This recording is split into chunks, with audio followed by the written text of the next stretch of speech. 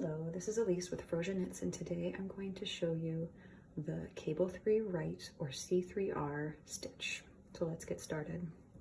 So you're going to want to knit over to where you're going to perform the cable, and you're going to pick up a cable needle, whichever one you like. I like these clover hook cable needles. You're going to slip 2 stitches onto the cable needle, and you're going to take those stitches and leave them in the back of your work. You're going to knit 1 from your left hand needle, and then you're going to position the cable needle so that you can knit the next 2 stitches off of that needle. And that gives you a nice crossed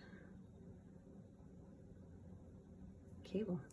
So let me show you again. You're going to knit over to the next place that you want to perform your cable.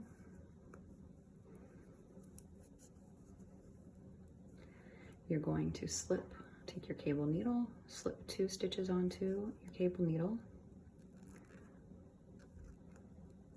Going to take that to the back of your work, knit 1 stitch from the left hand needle, position your cable needle, and knit the next 2 stitches off of your cable needle.